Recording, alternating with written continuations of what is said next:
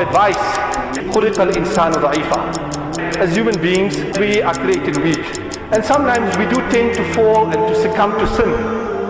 And we find this tendency amongst newly married couples that when they sit down or when they become comfortable with one another, then the husband will ask the wife that, did you have a boyfriend in the past? What did you do with him? How far did you go?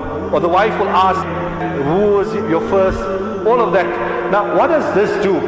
It destroys the trust. It creates doubt. It creates a doubt in the mind. And this has a huge impact on a relationship. There's an incident that has been narrated in Kitab al-Tawwabin. That once, a long time ago, there was a great abid, a worshipper of Allah. And he dedicated his life to that. But no one can ever be complacent. Abu Hurairah radiallahu anhu would say, Allahumma inni a'udhu bika min an azni. Allahumma inni a'udhu bika min an azni. You know, Allah, I seek protection that I commit zina. Allah, I seek protection that I commit zina. And he repeated this all the time. People said, oh Abu Hurairah, you're making this dua. If we make the dua, understandable that we have this fear of ourselves, but yourself says, how can I be complacent whilst I have life in my soul?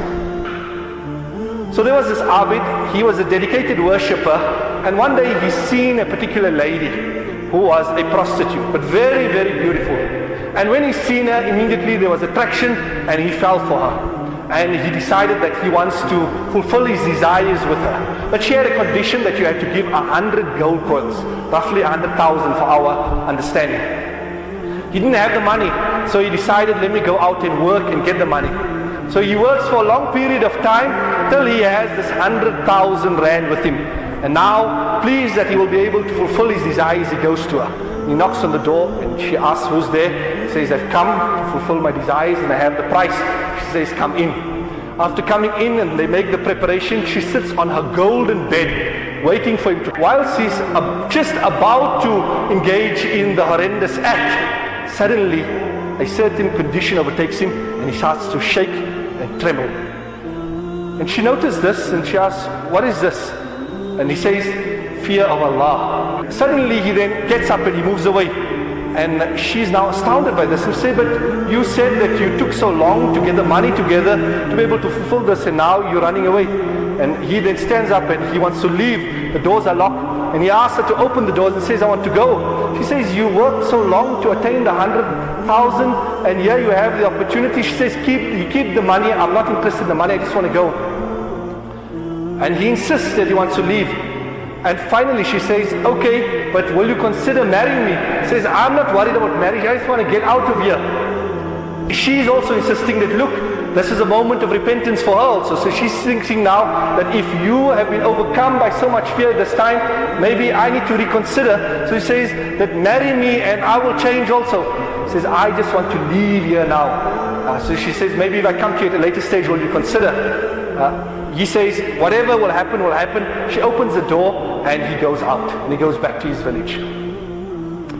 She then makes tawbah and she follows him in his tracks a while later.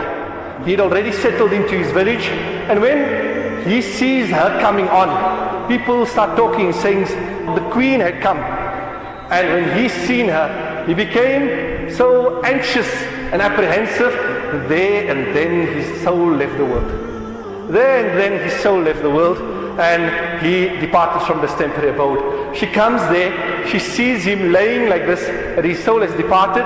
So immediately she asks, does he have any close family member who I can marry? And they say, he doesn't really have anyone that is appropriate. Here's one brother who is a poor man. And so she says, no, I want to marry him because of love of this pious man. So she gets married to him, and in Kitab al-Tawwabin is mentioned that 7 awliya was born from this union. So whatever we may have committed in the past, we make tawbah to Allah subhanahu wa ta'ala.